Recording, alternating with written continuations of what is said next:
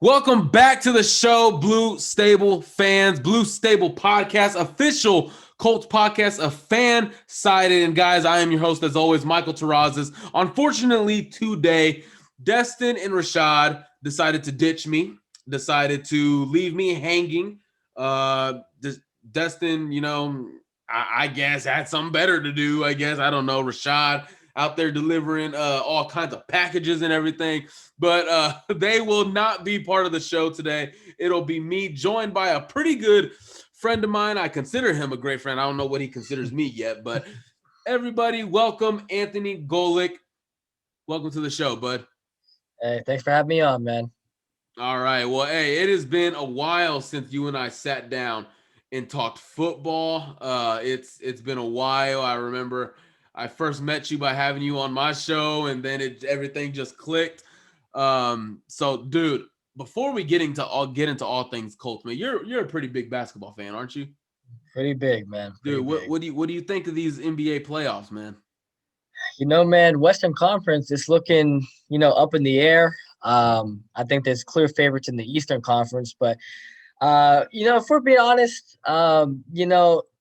I didn't watch too much of the basketball season this year. I've obviously like I'm pretty involved in the news, but as people know, I'm a big Oklahoma City Thunder fan, and it's it was a disappointing year for us. It was a rebuilding year. We're purposely sitting out players, for half the season, and it just like wasn't the same vibe for me. And I was in the process of moving out of my parents' house, and my dad at his house, he's got the NBA League Pass, and now I'm on my own. I live with my fiance, and we don't have that necessarily here, so it's kind of harder to watch the small market teams. But I do keep up with what I can, and I think in the East there's a few clear favorites. Philly, Milwaukee, Brooklyn, and then in the West, the Lakers, Clippers, Phoenix. I put them in there, but I just think that they're the few clear favorites this year, and uh, I'd pick the Lakers this year to repeat. Oh man, dude, I can't even begin to tell you how excited I am for the playoffs. I'm a huge Mavs fan. We're about to beat the shit out of the Clippers. Uh this is becoming one of the best rivalries in basketball that no one is talking about, by the way. But man, I'm excited for it, man. Warriors and Lakers, that just one game.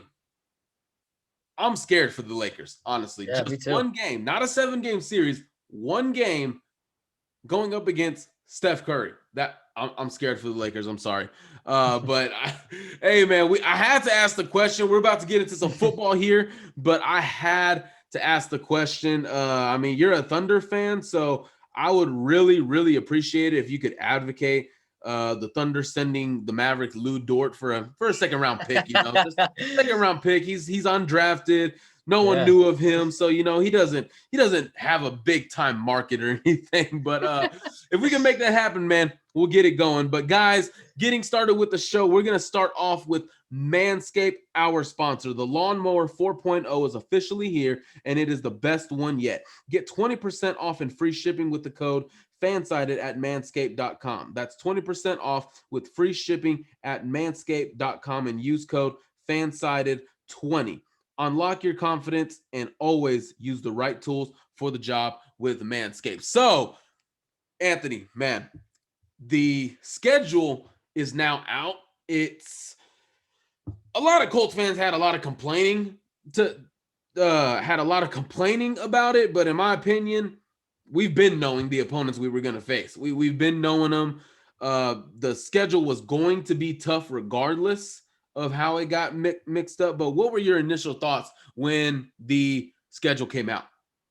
Yeah. So initial thoughts were, I was seeing all these like PFF posts, like easiest schedule Colts, like in the top five. But man, that first 5 game stretch is brutal, man. That is brutal. Playing, pretty sure home against Seattle, home against the Rams, and you got Miami, Baltimore, Tennessee. That is ridiculous. So I think um, I just think we got screwed a little bit with the schedule. I really like the amount of primetime games that we got. I'm not really too upset about not having more than one home primetime game, but I think that first 5 game stretch, like I just said, that like I mean, it's gonna be tough, but it's gonna tell whether if we're a like really good team or like a great team, because everybody knows the Colts are gonna be a really good team because people are looking at us in that first 5 games. They're not taking us lately, either. So people know that we're good, but they're gonna find out how legit we are if we handle this in a great way. Walking out like 3-2, 4-1 in this stretch, that's gonna be you know, ideal in my eyes. But the rest of the schedule, I think it's fine. It's nice, playing Tennessee and I mean not Tennessee, but Jacksonville and Houston twice a year now because they kind of suck. But you know, it's just that first 5 game stretch. I just think that it's going to be tough, but we're going to handle it. And the rest of the schedule, we have our games against tough teams, and I'm just excited for the whole season in general. That comment they kind of suck had me laughing, man. But look, I think I love the makeup of the schedule, honestly, because we knew who we were gonna face. We knew we were gonna have a tough schedule. The primetime games actually sort of surprised me a little bit. Indianapolis gaining some heat and then also adding a big media draw in Carson Wentz is big time. So it doesn't surprise me, and I even talked about this with the guys, that adding Carson Wentz has to add something to the Colts, whether if it's a name brand, whether if it's whatever the case may be, more primetime games, and that's what it is. A Sunday night game against San Francisco, that threw me off a little bit. I don't know what kind of history there is between San Francisco and Indy. I don't know what will draw them. If it's Trey Lance, bring it on. If it's Jimmy G, damn, we're winning that game. So I have all the confidence in the world in that. But what about Christmas, man? We got the NFL is bringing Christmas Day games. I mean, what is this? Is Roger Goodell trying to take Adam Silver's shine here, man? Yeah, man. Oh man, like it's just a big Christmas thing in my house to have the NBA on. Like I said, I'm a Thunder fan, so I'm used to watching the Thunder every year when we had Durant and Westbrook. So, it's just crazy that we're having these Christmas Day games and especially our opponent, like Arizona. Like I wouldn't think that they would put like a game against like an East Coast team like the Colts against a West Coast team, Arizona, on Christmas Day. I'm just not used to the Colts, being like this because last time that we were having all these primetime games was when I was a kid when Peyton Manning was playing, like, I mean, not to like put any flack on when Luck was here. We still got our primetime games, but Mm-hmm. it's still not the same media publicity from when Manning was last year. So, I was just really surprised and I'm really happy and pleased to see it.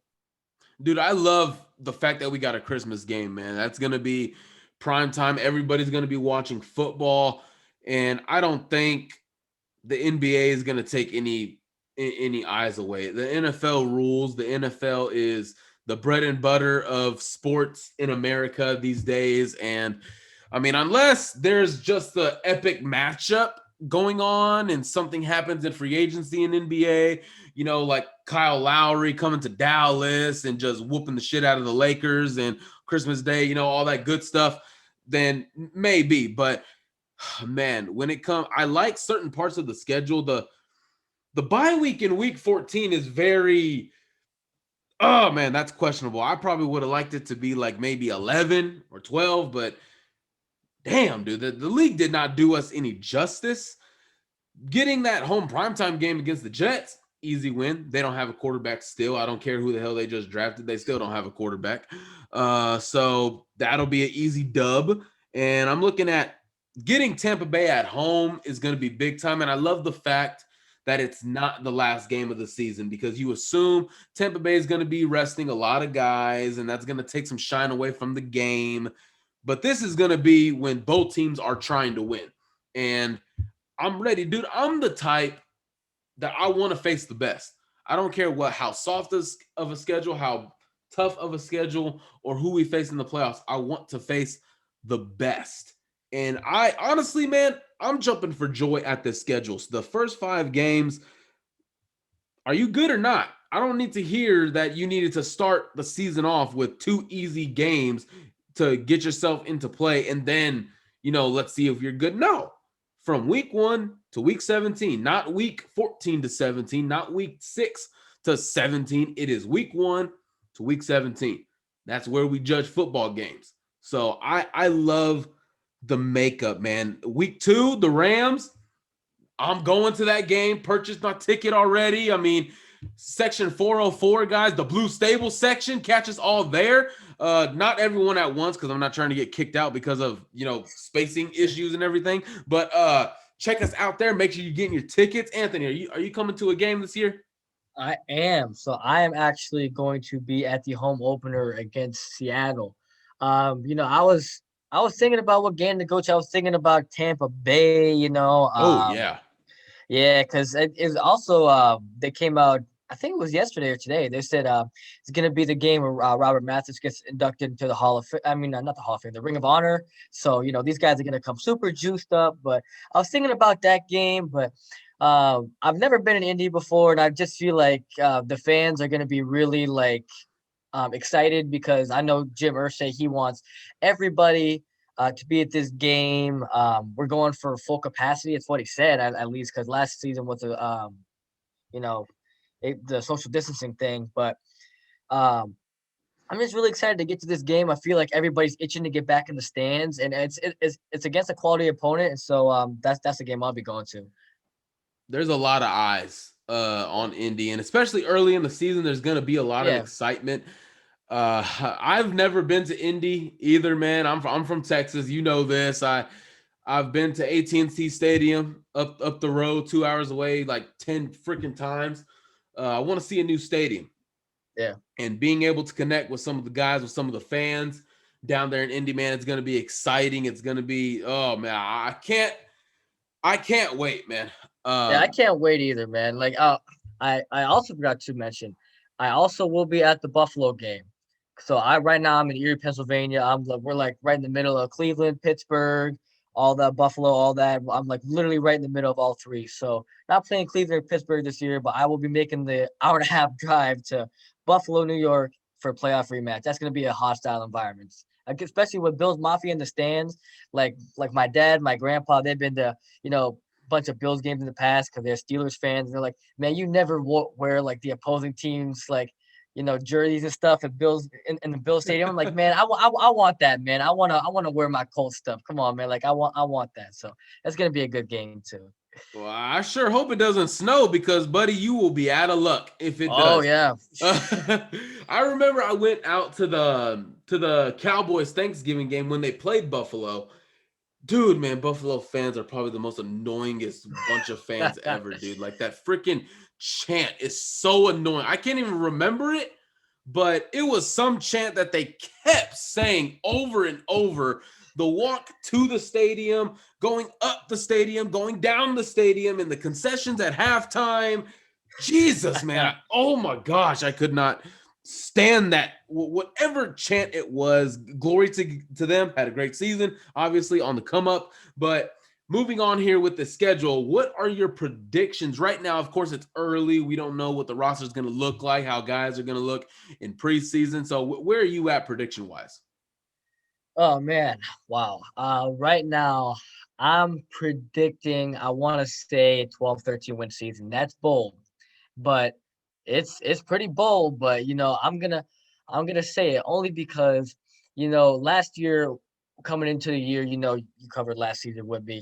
There was a bunch of a bunch of guys were coming into the locker room, so we already had our tight knit group, but like DeForest Buckner, he had to work his way into the scheme. In that first game against Jacksonville, he was non-existent. We're like, why do we trade for this guy? Twitter went crazy. Ballard was getting destroyed by the NFL Twitter experts. You know, so I just think that everybody's like in the system, been in the system for a year. Um, and I think that we can get off to a hot start. Last year we got off to a little bit of a cold start, but I think that we can get off to a hot start this year and really just, put the foot on the gas and go. Because my favorite argument is Philip Rivers. He played great last year. I'm not taking anything away from Philip Rivers, but that man was a statue, and he was limiting Frank Reich's playbook.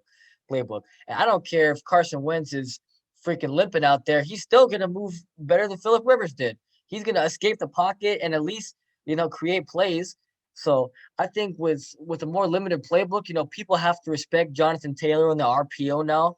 And I just think that if we can get it off to a hot start here, I think that there's no limits this team has, like we're gonna have the defense, we're gonna have the offensive line, we're gonna have the running game.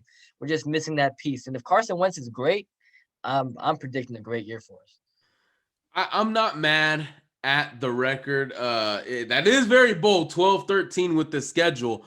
And it's such a weird record, 13-4, 12-5. It's so weird, man. Like I truly hope we move away from 17 games, go back to 16, or if we stay with 17, let's get the teams 2 bye weeks. Like this is ridiculous, man. I am probably going to surprise you. May not surprise my listeners because I said this last week, and I'm going to double down. Right now, I am going with 7-10. I'm going with 7-10 because on paper, man, dude, I like the makeup of the team. I like the pieces. And, like you said, the Twitter experts always want to criticize Ballard and he didn't get the big name or whatever you want to say. He didn't get Galladay. He didn't try for Robinson, whatever the case may be. But I have to sit down and I got to say, when week one comes, we're not comparing rosters anymore. We're going to step in between the lines and we're going to play some football. And right now, you make a good point about Carson and Phillip. Instead of having an RPO system, Frank Reich had a PO system with Phillip Rivers because he was never going to run. He was always going to pass. So Carson Wentz, he's got to show us who he is. He's got to. His career has been inconsistent, has shined many times, has had many great games, but there's a cloud that is over him that he needs to shake. He needs to get rid of and get off. So his play is in question right now. How the left tackle position goes, the first 3-4 games. I mean, my guy, we're facing freaking Aaron Donald week 2. I mean, my goodness, if Aaron Donald is, I can almost guarantee you, Aaron Donald is going to line up at defensive end that whole game. Yeah. Send 21 personnel the whole way to the left. Get Sam Tevy, get Jack Doyle, Mo Alley Cox to triple team him. And if Aaron Donald inevitably just blows by them, Jonathan Taylor can at least pick him up maybe. I don't know. So I'm looking at that perspective. I love the running game. I love the offensive line, the weapons. I'm expecting big things from Michael Pittman Jr., Paris Campbell. Hopefully he can get some stuff going. It's not his fault he's been injured, but the biggest thing, man, on the defense, we addressed it, bringing in Isaac Rochelle, drafting Kwity Paye, drafting Dio, who won't be available till 2022. That's still a question mark. Pass rush is still a question mark. Just because you add players at that position does not mean you've solved that position. That's how it goes until we reach game day, or really until we reach maybe week 10, when we find out who these guys are. Kwity Paye, I feel like Kwity Paye is going to get a lot of hate this year because so many Colts fans are going to expect him to be a 12-sack guy. Like, as a rookie, drafted at 21 overall. I mean, he's not Chase Young. Even Chase Young didn't get 12 sacks. Absolutely not. And, I mean, what would you say to fans that are already thinking high expectations for Kwity in 2021? Yeah, like you said, Chase Young, he only probably had, I want to say 7.5. And, like, he was like a generational. I'm not going to say generational, but, like, he was like a freak of nature. A freak of nature, and he has like a really good set of pass rush moves. And like the knock on this guy, Kwity Paye, was he has the athleticism, he has the traits, he's a freak of nature, but he doesn't have like a refined set of pass rush moves. So if he didn't have a refined set of pass rush moves, why in the world would he get 12 sacks against NFL tackles? You know what I mean? Like, it doesn't make sense. And if you and you have to think about whose spot he's taken over. He's taken over Justin Houston's spot. And from day one, Kwity Paye is going to be an elite run stopper. It's just what he is. He's going to be an elite run stopper. And Justin Houston, he didn't have a good amount of sacks last year, but he was a pretty good run stopper. So you have to think about it in that sense. If you watch the with the next pick series, if you look at Pay and Dio, basically what they're doing is they're comparing and how they can replace Autry in Houston, and basically that's kind of the production that we're expecting this year. Even if Dio plays like second half of the year, that's kind of the spots that we're going to see him in.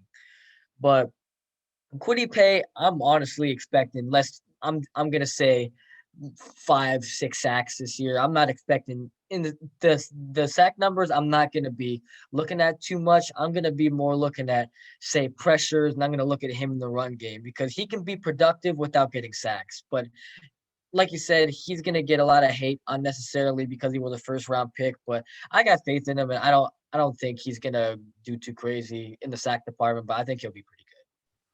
Yeah, I mean, you also have the other guys that have been here for a while. Ben Bandigoot, Kamoko Toure, Taekwon Lewis. I mean, you kind of, I mean, I wouldn't say confused, but Chris Ballard has added a lot of competition to this defense, man. I gotta say, and getting back to why I said 7-10, there's question marks, man. There's too many question marks for me to come out and say, you know what, this team is 12 wins, this team is 11 wins. No, I mean, on paper, I love it. I love the potential. On paper, this is Super Bowl written all over it, from top to bottom. One of the best, if not the best, roster in the league, depending on how the talent shapes up and the season goes. But 7-10 is where I'm gonna stay. Linebackers depth at linebacker. What's that gonna look like? Xavier Rhodes. Can he? This is one of Destin's points.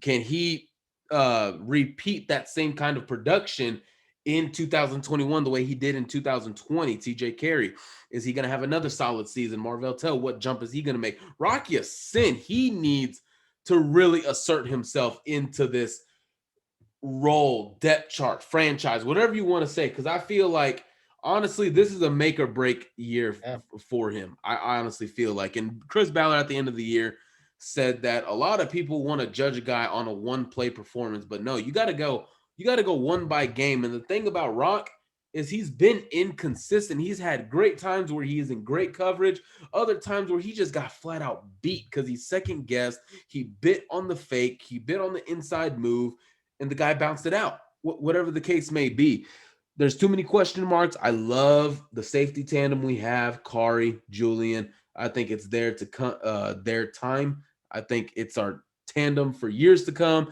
and I'm excited about that. So I'm not sure if you had anything else to speak on this subject in terms of schedule, predictions. If you didn't, then we can move on to our next topic. Yeah, I'm good to go. Let's move on. All right, so our next topic is sponsored by One Call Technology. One Call Technology is a managed telecom service provider whose senior staff has 100+ years of experience in virtually every aspect of business communications. Business phone system installations and service, managed telecom service provider, telecom carrier management, high-speed internet. Head on over to One Call's website at www.onecalltech.com or give them a call at 888-585-8850 and tell them the Blue Stable sent you. So now our next topic, Anthony, is going to be getting into Eric Fisher. We have a new left tackle. All right. We don't know when he's going to play. He might be ready week 1. We don't know. But Eric Fisher from Kansas City released shockingly and made his way on over to the Indianapolis Colts, man. What were your initial thoughts when the news broke? Yeah. So obviously we needed that fill that void at left tackle, and I was pretty happy with Eric Fisher. When he's healthy, he's pretty good. The difference between him and Sam Tevi is pretty big, and obviously everybody was talking about his health. It's a question mark. It's a big question mark, but the fact that Chris Ballard, he trusts his signing, it shows that they're confident about his health. Last year, one of Frank Reich's guys, because Frank Reich evidently it was reported that he said go out and get your guy Eric Fisher. Last year, one of Frank Reich's guys was Trey Burton, and Trey Burton he didn't play the entire season, but when he did, he was somewhat productive. Like he did fade out, but like I remember that game against I think it was the Bengals when we were down 21-0. I think he scored 2 touchdowns in that game, and he was still productive. So I just think that the trust level between him and Frank Reich are really like they're really comfortable with each other. And the fact that Eric Fisher came in and he, looked great, when he was doing all the height and weight and stuff, because nothing was set in stone. Indy could, easily just, send him home easily if all the health stuff didn't check out. And I just think that they have to be confident about his return if they were making this signing. Because if they weren't, they just like you said, they seen that week 2 schedule, and they don't want Sam Tevi going against Aaron Donald. They want, a really good player going up against Aaron Donald.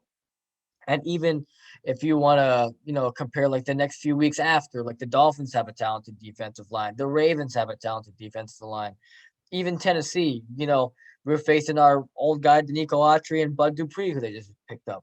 So they're not going to go through that first stretch of games. Our toughest stretch of the season is that first stretch of games. And they're not going to send Sam Tevi out to die or Will Holden out to die in that first set of games. So they have to be confident about Eric Fisher. And I'm really happy with the signing personally if he comes back healthy at the same level of production. Hey, we got to put some respect on Will Holden's name now, all right? He's actually better than Chaz Green, LaRaven Clark, Sam Tevi combined, in my opinion. He is. Will Holden, in my opinion, really should have got a shot to play for the starting role. And, hey, maybe he just might. He might perform better than Sam Tevi and get those first 2, 3, 4 games to show off his abilities. So, hey, put some tape on for your future free agency. Go on and get your payday, man. I'm all for it. I'm not mad at it. With Eric Fisher, can't remember off the top of my head, but it's been said that someone can't remember if it's Ballard or Wright, but they want it to be a multi-year thing. If Eric Fisher can come back and show that he can be a good left tackle, I'm not going to disrespect Anthony Costanzo and expect Eric Fisher or compare him to Anthony Costanzo. Anthony Costanzo was better than Eric Fisher. Chris Ballard called him a top 5 left tackle, which he was. So I'm not going to talk about Eric Fisher filling Anthony Costanzo's shoes. But if he can just be a top 10 left tackle, man, this offensive line is well taken care of. Carson Wentz is going to be well taken care of. It's all on the writing. It's what am I trying to say here? Eric Fisher has a great opportunity in front of him. Playing against the best offensive lineman in football, that attitude, that just the way you carry yourself, I feel like is just going to change when you step around Quentin Nelson. That's the thing. And like you said, all the medicals, the physical, all that checked out. If that didn't check out, maybe it was believed that Charles Leno was going to come to Indianapolis. He is now in Washington, my second team, by the way. So I'm happy with the signing. 1 year, $9 million. There's no risk. It's not a multi-year thing. If it doesn't work out, then boom, you cut your losses. You didn't really lose anything. So because that money wasn't going anywhere, it was basically just gonna get eaten up by the league because you didn't use it. So hey, I mean, again, no risk. I'm pretty sure there's gonna be incentives if you start this amount of games, make the playoffs, make the Pro Bowl, of course, all that stuff. So I'm pretty content with it. I'm happy about it. When Fisher and Schwartz were released by KC, I immediately said this has got to change the conversation. I said that I don't think it's going to change Ballard's plans because we all assumed that he would go to the draft to, get his left tackle, which did not happen, by the way. And I said I wouldn't be surprised if it didn't happen. Even that was a shocker to me. Even if I said that, I'm still surprised that he didn't go one. Getting Will Fries, he's going to be a guard, in my opinion. He's got the guard skill set. So waiting it out, Eric Fisher, it just made too much sense. Chris Ballard was on the staff in KC when they got Fisher. Ballard studied him. He knows him, and he knows he can fit in this scheme. So I'm great. I'm in a good place with the signing, and I'm pretty happy with it, man. Yeah, like you said, I'm pretty happy with it too. And I remember just sitting in the stands in Houston last year. I'm sitting in the stands, I'm on the Colts sideline, and I seen LaRaven Clark go down in the first quarter. And then it was JJ Watt against Chaz Green all game. And man, that was just hurtful to watch. You know, I needed something done, just to satisfy just like my personal needs. Cause man, I was watching that, I'm like, man, up to that point in the season, JJ Watt stunk. Everybody was calling him watch. This dude wasn't doing anything. His sack numbers were down, and he was eating Chaz Green alive. So I'm just glad that we've found even if it's short or long term, you know, a good replacement. Because let's just say all hell goes wrong and Eric Fisher gets hurt again. Maybe we can turn to next year's draft if we're looking for a left tackle. Because from my understanding, they were actually looking for one, but their guys, weren't in that, range. Like for example, if the Giants draft Kwity Paye with the 20th pick and Christian Darrisaw on the board, we're looking at a whole different story right now. So, you know, you have to look at it that way. So I'm not going to rule anything out right now, long term, short term deal, but I like the signing so far. And speaking, I mean, you noted it earlier. Frank Reich comes out and he bangs the table for these guys, and that's what Frank Reich talked about at minicamp availability for the coach. Talking about, he was always, he's not afraid to put his neck out there for players he believes in. Pounding the table for Carson Wentz, pounding the table for Eric Fisher, going and begging to draft Kylan Granson, and you see what this guy is doing. Honestly, man, I love it. I am in love with Frank Reich, man. I love the fact that he comes out, he begs for the players that he wants. That way, if something comes out, don't blame Chris Ballard, blame me. If for some reason it does not work out, I begged for it. I pounded the table. I literally stood there and advocated for these guys. Getting in big time pieces, Fisher, Wentz, Granson. I mean, we assume Granson is going to play a large role, which is what it seems like. Another thing that we were talking about, Kwity, I do want to say to other Colts fans, the guy is a rookie.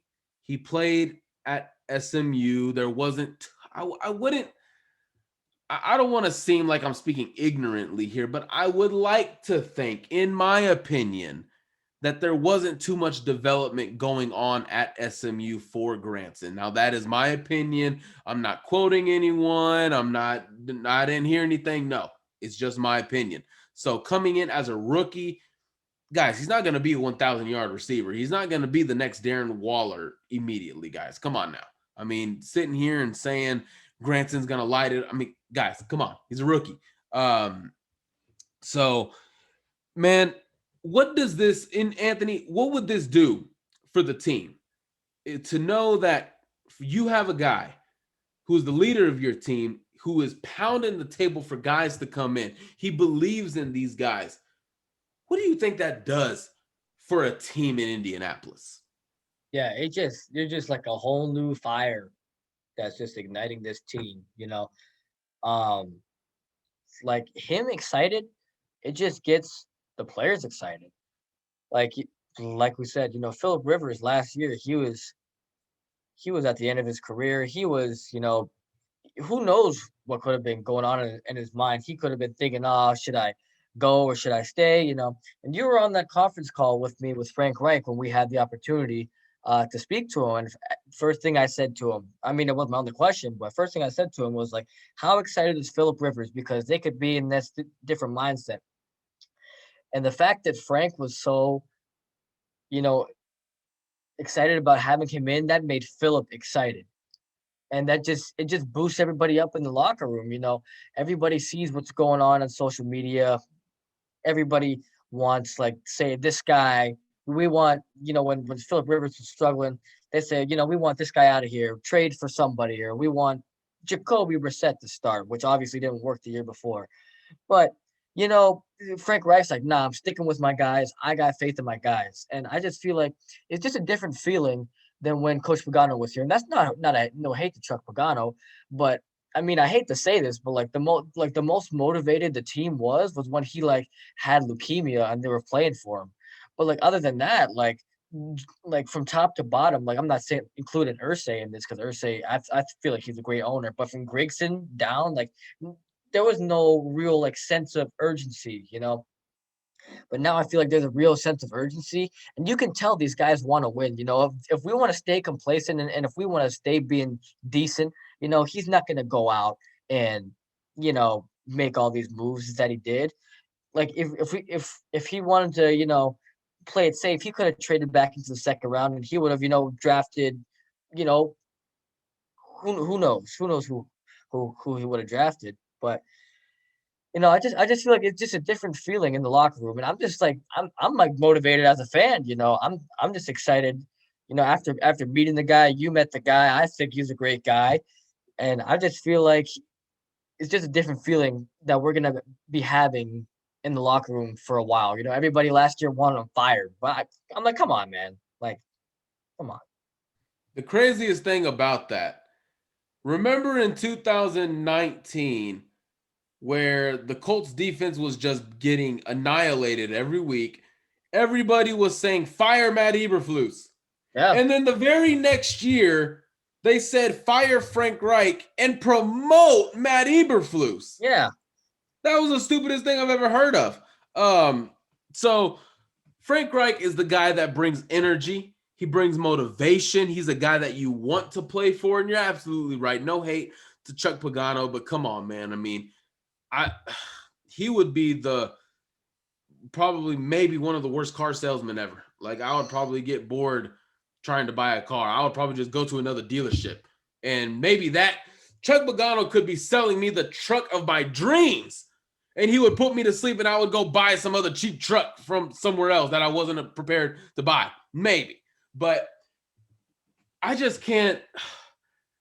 The things that an energetic coach does for a team, to know that this guy believes in me, this guy banged on the table for me to come here, that's a guy that I want to step on the field with. That's a guy that I want to step on the field and play for. I'm going to come to work every day and put my very best foot forward. And I honestly can't wait, dude. I mean, there's so many additions here. I mean, I just had to ask the question because Frank Reich, we know Frank Reich, like you said, we got to meet him as one of the highlights of my life, getting to meet Frank Reich and Chris Ballard. But just to know that he believes in every single one of his guys, he believes that they can get the job done. I absolutely love it. Getting to our last topic of the day, guys. We don't want to keep Anthony around too long. We know he's got a lot of busy life. All right, guys. He's much busier, more famous than we are. So we got to let him stay on his time limit here. But so in our last segment of the day, the Colts mini camp has begun. All right. And Ryan Kelly came out. He is a rep for NFLPA, one of the biggest leaders for the NFLPA. And meeting with Chris Ballard, meeting with the team, they came to an agreement that for minicamp, the team will be together for these 2 weeks. And for the rest of June, July, they will not be in the Colts facility. I don't believe they'll be in Indianapolis. I don't have that confirmed yet, but all I know is that there will be no activities from the players until training camp starts. So what does this say? First off, it shows that the Colts are once again a first-class organization. For Chris Ballard, Frank Reich to come and say, you know what? You guys take your time. Just be here for the mini camps. Everything else, you don't have to come to. Stay home, be with your family. You can train, you can do all that stuff. Do what Ryan Kelly needs to do in his time off. Take care of what you need to take care of, all that stuff. You just don't see that in sports anymore, man. You don't Oh, see organizations backing up their team. And the fact that this organization stood up and said, you know what? We give in. Not even we give in. We agree with your demands. We agree with the proposal you brought to us. We agree with it. So we will see you at training camp. We're about to haul ass in minicamp. We're about to put our best foot forward. We're about to get acclimated with one another, and then we'll take a break, come back at training camp, and all hell's about to break loose. So I honestly love it. I love it for the mere fact that, I mean, it's just so nice these days to be a fan of a first-class organization that backs up their players. That's one of the biggest things. So, Anthony, do you see or have a problem with any of this that's gone on between Ryan Kelly speaking up for the team and Chris Ballard? yeah, not in the slightest, man. I absolutely love this. Um, I think it was last week. It was made public that the Broncos were pissed off because that offensive tackle, I want to say he either tore his Achilles or tore his ACL working out at an off-site location, and that received so much backlash around the NFL because I think they're going to pull his contract, which is ridiculous. And they were like, "Man, like you guys like not expecting this guy to work out, like how's he supposed to stay in shape, stuff like that." And Right. it's just a response to like I want to say like all of that, just like you know what, like we're gonna trust our guys, they're gonna work out, they're gonna stay in shape, but when it comes time for mini camp and training camp, like it's all business. And these guys are always itching to come back. So I think it's even better in a way because if you look at a guy like Leonard's always itching to get on the field. And the anticipation until training camp, like that guy is gonna want to be so motivated at training camp because some of these teams who are just working out, there's not like a real fire there for training camp, like the uh the The vets. penciled in starters. Yeah, the penciled in Yeah. starters, like these guys like aren't usually, excited for training camp. These guys are just like, you know what, like it's just something I gotta go to. Of course, it's a new year, a new start, everything. That's exciting. But those guys know their place. It's more of like a thing for rookies and stuff like that to show themselves, the new guys. But guys like Leonard and like Kenny Moore, especially Kenny Moore, that dude's got such a big chip on his shoulder. I think he's one of the most underrated players in the NFL. Best player that nobody knows about. And like guys like that, they're gonna be itching to get in that facility and they're gonna be going super hard. So I think just the motivation like this year with the team, it just shows like I think we're ready for a big run. It may happen, it may not happen. Even with Carson Wentz, you guys seen all the stress that he was going through in Philadelphia, and he looked miserable last year. But he was just at I want to say like one of the racing events in Indy. They put him on the mic. This guy is motivated to be here. He loves this city already. He hasn't stepped a foot on Lucas Oil Stadium yet. So he's even the quarterback. He is excited to be here. So I'm just super excited about how we're handling everything, and the motivation is just great to me. See, I don't even like what happened in Denver, man. Like the fact that you released a player for working out, trying to better himself to come into work, because that's what it is. Come into work to secure a job to feed his family. You fired him for that. And then came out, and I can't remember what press release it was in, but in the contract, I believe it states that if you're injured at the team facility, then all the money that you're guaranteed and so forth and so on, you will still get that. But if you're injured at a off-site location, you don't get anything. And the fact that that's a thing, I hate that. Ridiculous. How are you going to punish me for for basically working out, trying to better myself? How how can you do that to a guy that you drafted, that you scouted, you came in, you told that guy we're going to take care of you, and then you go and treat him like this? I mean, I love the fact that there was backlash because of this, because this stuff needs to Yeah. change, man. This stuff needs to change. The the organizations are trying to run so much stuff. I get it. Keep some control, but that's not the way you keep Yeah. control, man. You can't sit there and say, hey, you do what we tell you and you get paid. That's that's not the case. Yeah. That's just not it. These guys come into work on Sundays. They have very, very strict schedules. And the fact that you just want to put this stuff on a player, I can't imagine what J1 James is going through right now. Yeah. Me neither. The anger, the frustration, the stress. I mean, that's still, he was a starter for your team and you cut him because he got injured trying to get better. I mean, if he went off and went to a club, got into a fight and got hurt, okay, you got me. But the guy was simply working out. He was simply trying to better himself. And you take away what he earned. Like, that's what we got to pay attention to. The Denver Broncos took away what James already earned. I hate that. Yeah. And we're just going back to how Indianapolis is a first class organization. We're going to look at, like, let's just say Marlon Mack, first week of the year, he tore his Achilles. We could have kicked him to the curb. We could have, Chris Ballard could have handled the situation differently. This could have been an ugly Eric Ebron situation. But, he's a first class guy. He was still on his rookie deal. He didn't have to come back. But, they treated him with class. And, I just feel like we're right now we're setting an example of how to treat players and how to run an organization top to bottom.